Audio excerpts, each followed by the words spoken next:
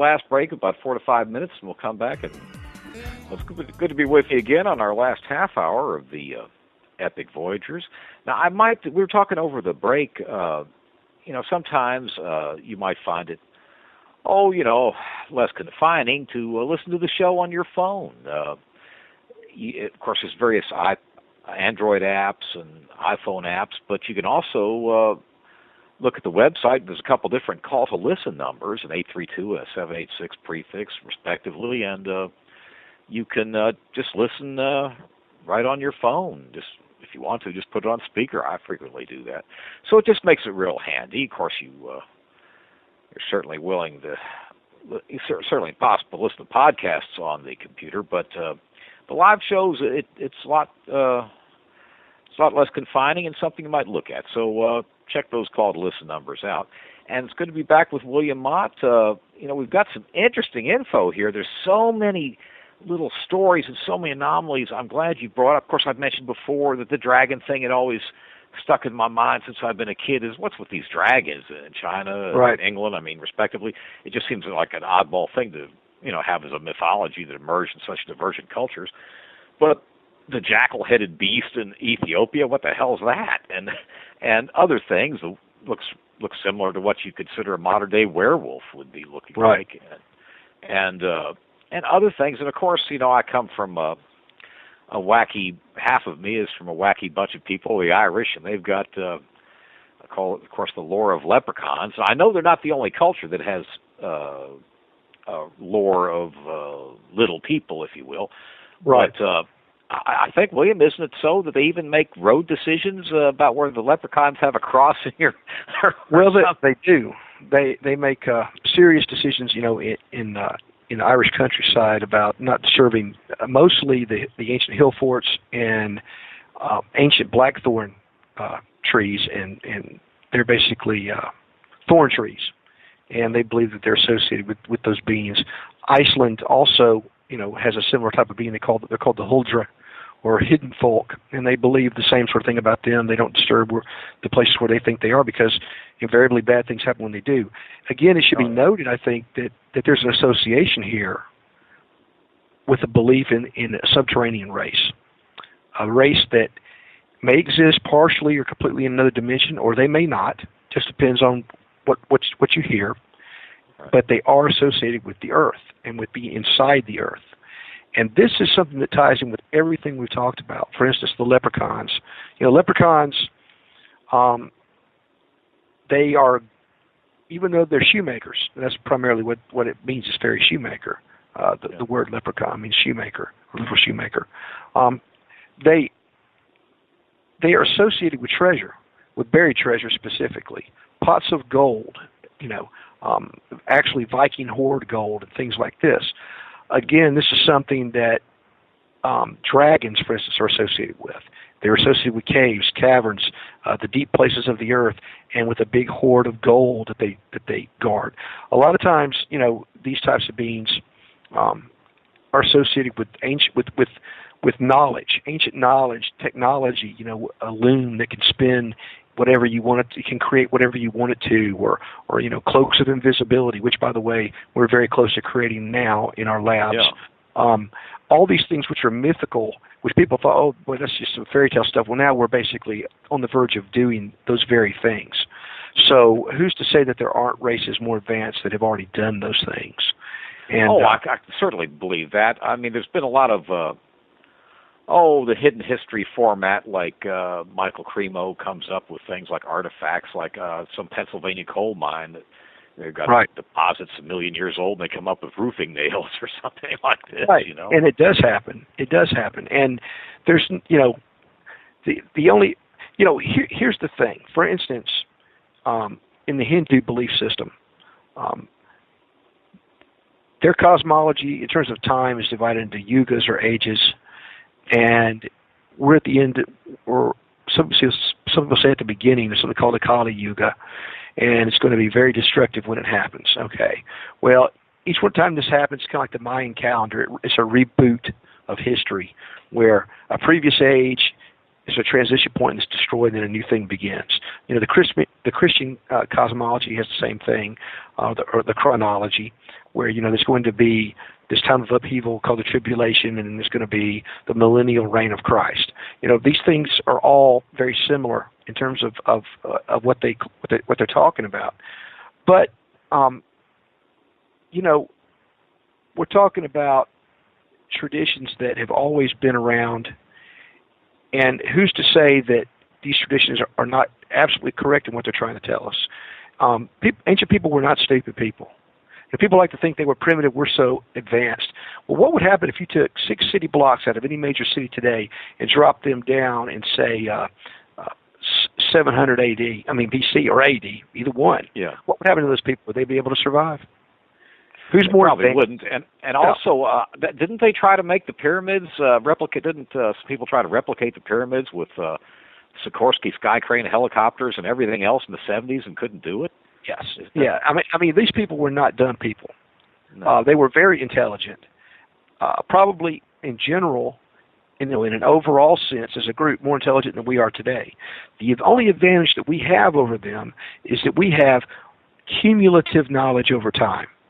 Mm-hmm. That's where all of our advantage comes from.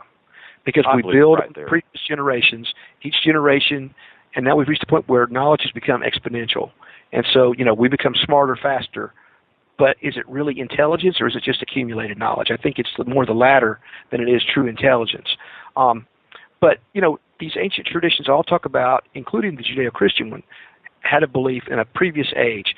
The Jewish people referred to this time as the pre-Adamic age, before the creation of Adam, when there were other races of beings that were destroyed. This is before the thing we talked about in Genesis 6 with the second wave of fallen angels. It may have been more concurrent with the first falling of these beings, and which is interesting because, you know, the devil, for instance, as you brought up before, you know, the Old Testament calls him Nagash in Genesis, but he is also referred to as that fiery serpent, that old serpent, that red dragon, all these terms, and we all know that there was once a time on this planet when basically dragons ruled this planet. True. And they were destroyed. That's true. They had a fall, you know, as a... Well, you know, it could be that this might not even be that, let's say, threatening to conventional theology, because if we've really got this kind of mischievous little race of demigods running around, then that's not very different from the biblical interpretation of it. It's the same beings. It's just a different cultural context, I guess you could say. And, you know, and the little people, too. I mean, for instance, you know, people have always scoffed at this idea of little people. That's the most ridiculous thing. You know, I've had people say to me when I'm talking about this stuff on radio shows, "You telling me you believe in fairies and elves?" Well, no, that's not what I'm saying. What I'm saying is a rose by any other name is still a troll, okay? You know, right. It doesn't matter what you call it. It's all a matter of your interpretation and being able to put it into a proper context.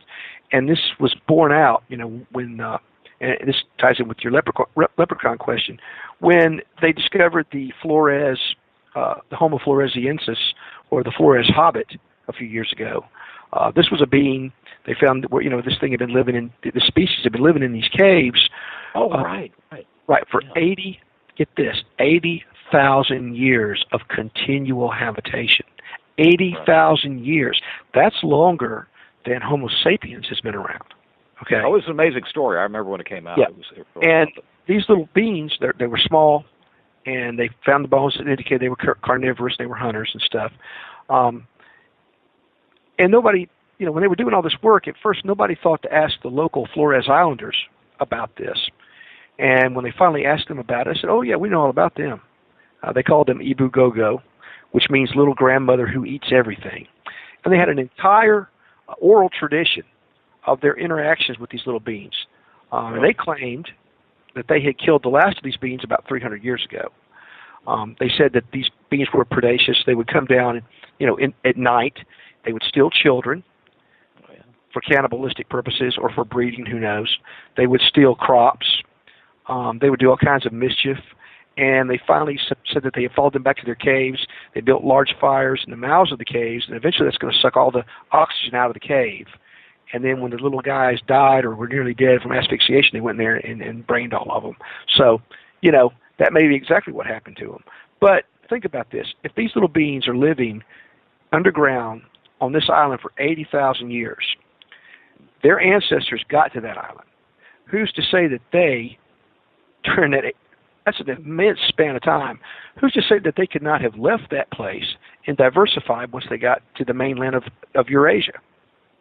Very possible. And spread far and wide. Okay? As you know, there's your little people right there. And this is something that you find throughout, not just Oceania, you know, Polynesia. You find little people traditions all over the world. Well, you do, and also there's a couple other things that probably you've come across in your research and studies. For example, the account. I don't know how accurate this is. Maybe you can clarify how accurate the old account of Admiral Byrd, ostensibly describing civilization he saw that while flying over the North Pole, as it were. Is there any validity to that, or is that just somebody's concoction? Do you know if that's a valid story or what? Well, the thing about the hollow earth theory, as it's called, is it has become so polluted with every type of imaginable conspiracy theory, outright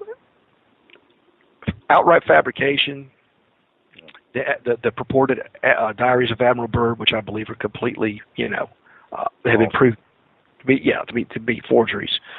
Things like this. You reach a point where you can't tell what's valid and what's not. Byrd did make a statement, you know, to the effect that he had traveled to some great land extent, flew over some great land extent beyond the pole, but he was not over any known land. And given the distance he said he went, he should have been well over Russia at that point. And so he did allude to some kind of really bizarre trip then. Yes, he did. Sighting, okay. So that much at least is true. That much is true. And there are people, I don't know if they are still alive or not, but, you know, in the 80s, 90s, there were people still alive who swore that they had seen newsreels about his trip to the poles and showed not video, but that would have been then, you know, film footage of herds of woolly mammoths running across a plain. And him basically saying, look, you know, these are woolly mammoths, blah, blah, blah. And there are people that just swore that they saw that in the newsreels. Well, those newsreels apparently disappeared if they ever existed. You know, again, that's an old tradition. That's something, I have a whole chapter about the hollow earth theory in the book, Caverns, Cauldrons, and Concealed Creatures.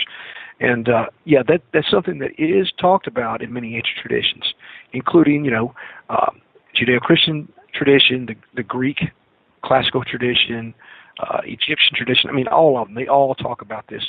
The national epic of Finland, the Kalevala, talks about this. People just don't realize that's what it's saying. But if you look at how this poem actually goes, it's talking about a doorway in the far north that sometimes opens and sometimes closes. And when it closes, it destroys, you know, lots of flocks of birds that are attempting to cross. They become really? Wow. Yeah. It's in that epic, and it talks about this great water that pours into it. You know, you have the Book of Job, which talks about, you know, a circle upon the waters, you know, and things like this. And you know, the storehouses of the ice and snow with some great secret hidden there. You know, who knows? It's food for thought. I know this is just something I know by extension. It's not any, you know, really a vast depository of knowledge I came across, but. My business partner, one of his relatives, was in the hospital, and on a sales trip we went by so he could visit him and whatnot. And he come to be talking to the boyfriend of one of his relatives, and this guy was a Secret Service guy. And, you know, they chatted around, you know, whatever. And basically the thrust of it was this guy, the Secret Service guy, alluded to being underground in some secret government installation. And even though he was a Secret Service agent, he wasn't just some kind of flunky or anything. He was still told, listen, boy, just keep your eyes on the business we're here for, and don't be looking around. And, in other words, just keep your mouth shut and just look forward. Don't pay attention to what's none of your business or something. In other words, some, you know, warning to just watch his P's and Q's with whatever he's doing. And there seems to be a whole bunch of folklore in this country, and possibly based in a lot of reality, that the government is doing all kinds of shenanigans under the ground.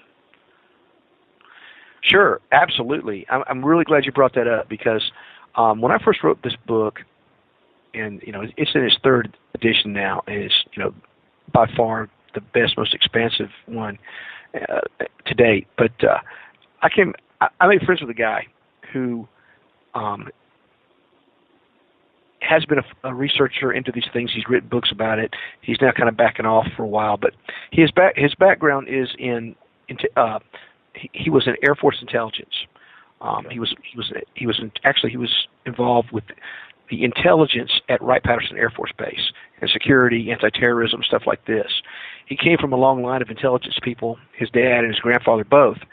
And he told me, and since then he's written about it here and there, but he said that his grandfather told him that he had actually been involved in a firefight with a subterranean race somewhere in the southwest in the desert.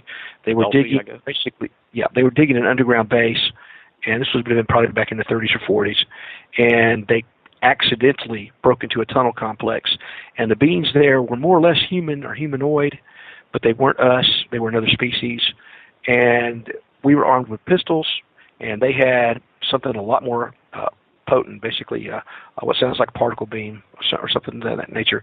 And it was a very bloody conflict with these beings. And his grandfather also told him that the Roswell thing, that the beings that were recovered there were from the same civilization. So, he told me, he said, I've read your book, and I will tell you that for what my dad and my grandfather both told me, that you're really close in terms of what is really going on. I don't know, maybe I am, maybe I'm not, but I do think that historically, there's a lot of evidence for ancient civilizations on this continent, North America, that may predate the oldest civilizations elsewhere. And there's plenty of evidence for subterranean and hidden races here. Always has been. Could be. I know this. What this Secret Service agent was alluding to, maybe that was encapsulated in something that isn't as dramatic as what we're talking about. But there's a fellow named Richard Souter that wrote a book on all kinds of subterranean bases. And, it wasn't the grandest book, but I mean, there's a lot of interest in those things. And the Dulce alleged alien base is something that's talked about by quite a few people, Anthony Sanchez and some others. And, well, golly, William, I'm not sure how valid it is, but there sure is a lot of talk about it. And right. A lot of anomalies, weird sounds underground that might, be construed with tunnel boring. And there was I did see a picture of what looked to be a boring vehicle that had U.S. Air Force on it in some magazine or other in the last couple of years. Right. You saw the same thing? Oh yeah, those I can't remember the name of the vehicle, but we had those vehicles. Pretty much every major power at one point was experimenting with that stuff. I know the Russians tried to drill down with just standard drilling equipment to what's called the and I think it became so dangerous they couldn't proceed.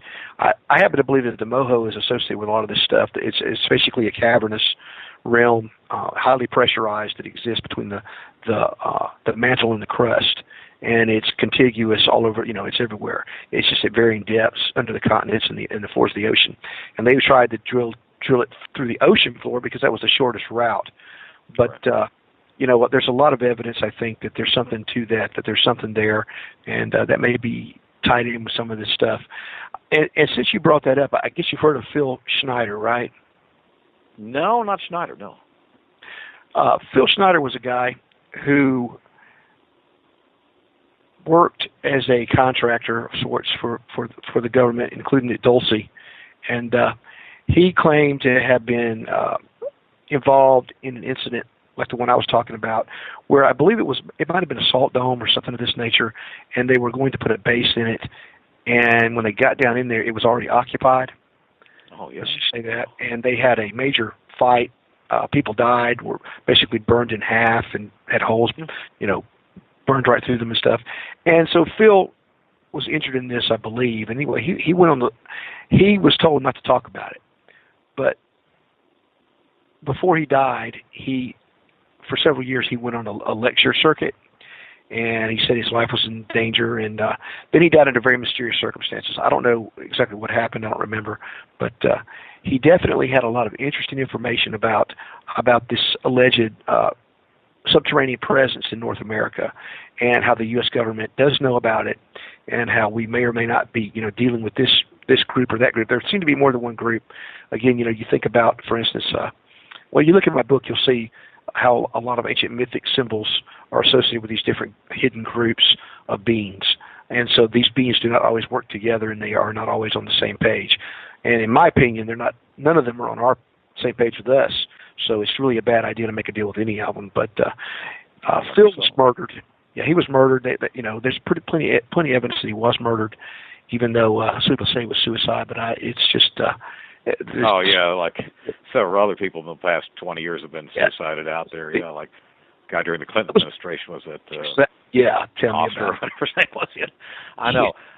Well, I know it. There's a lot of skullduggery going out there, but that Secret Service agent that my business partner talked to, he was on the level guy, and he had no axe to grind, and he wasn't benefiting in any way by giving Bart that information. But these things are very intriguing. And do you know anything about? It's not quite as archaeologically oriented, but do you know anything about the Russians' effort to drill the Lake? Was it in the Arctic? Vostok or whatever. I think that there was a story at Discovery News about what they allegedly found just last week. Okay. And it didn't look like they were really letting out a lot of information to me. Oh. Because if you look at the build up to that. Oh yeah, big build up. Yeah. Yeah, and some of the strange things associated with some of the things that have been going on in Antarctica. I know there were other alleged incidents in some other lakes that were buried, where supposedly some divers had some sort of encounter, and some bad things happened, and then you had Vostok, and there were a lot of strange. What you're saying, there's a big build-up to that. I mean, they're going on in like Atlantis Rising magazine and various other more mainline magazines. They're just about 200 feet from breaking in, and blah blah blah blah, and then Zippo, nothing. Exactly. If you go to Discovery, there's something there. Discovery.com. There's something that says they did it. Russians exposed Lake Vostok secrets. But then when you read it, they don't really tell that much. It's funny how that works, isn't it? But you sure have had a real treasure trove of information, and I sure would love to have you back as a guest again, because obviously the way you knock out these books, there'll be more. Well, sure, I hope so. Obviously, the more people think that if you write books, you make a living. Guess what? I found it wasn't. I would have never. I never in a million years thought I wouldn't sell at least 20,000 of his books. Yeah, people like Stephen King. He'll make a living. You write books because you want to, and so when somebody buys your book, it actually means a lot to you. Yeah. That somebody's interested in what you have to say, and that's the kind of book. When I write, and also in my fiction, like my satirical novels and stuff, I try to write something that will not bore people to death. I think that's the greatest sin of a writer, is to bore the reader. Don't do that. And, I want to do something, I want to write things that I would like to read. Sure. Yeah. I don't, so hopefully people will like the books if they check them out, either the fiction or the nonfiction. So, well, go ahead and give your website one more time, and I guess I better tell the folks about the upcoming shows and sail off into the sunset. All right. Well, I sure appreciate it. I do. My website is www.mottimorphic.com. That's MOTTIMORPHIC, mottimorphic.com. And there are links to all of my books there. And I really hope people check them out. I think some people will really see some things they didn't realize were interconnected, and they might find some interesting new information there. William, I sure thank you very much, and hope to run across you again soon, and we'll make it quick if we can. Well, thank you, Kevin. I sure appreciate it. Well, you have a good evening. Thank you very much for being on. All right, take care. Sure. Well, that we talked about a lot of different items and a lot of interwoven kinds of phenomena, and they exist all over the world. That's the thing, the commonality of it, the giant commonality and American Indians had experiences with giants. They were alluded to in England, all over the world. So this is something that, well, the old story goes, where there's smoke, there's fire, and there's obviously some kind of common origin to all this. I can't believe that a Chinaman and an Englishman would have the same, delusion, if you will, about seeing a dragon without there being some validity to it somewhere, someplace, and these other things, and giants and all this other situation. So I hope you enjoyed that. I sure did, and it's good to be hosting Epic again. And once again, go back in the archives if you haven't heard the show, the June 25th show with Jesse Ventura. I know you'll enjoy it. He talked about a lot of things that are really as obvious as the thumb on our hand, but he gives some background into some of the machinations our government has and some of the conspiracies, and I know you'll enjoy that interview. But that's June 25th, so just go back in the podcast and listen to that. And you can, of course, join me tomorrow on the Kevin Cook Show. We're going to talk about things that are pseudo-conspiratorial in the first part, a lot of situations that are very politically relevant to us, and with the union, police union member, communications director rather on, and you'll know, of course, that city of Scranton, Pennsylvania is paying its police a minimum wage now, which is not a workable situation. And these are perhaps important items to us. So anyhow, it's been good being with you tonight, and I look forward to coming back and hosting another show. You have a good night. Bye-bye.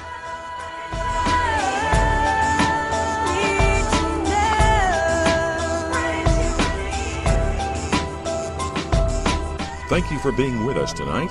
Please join us again next Monday evening for Extraordinary Phenomena Investigations Council's Epic Voyages.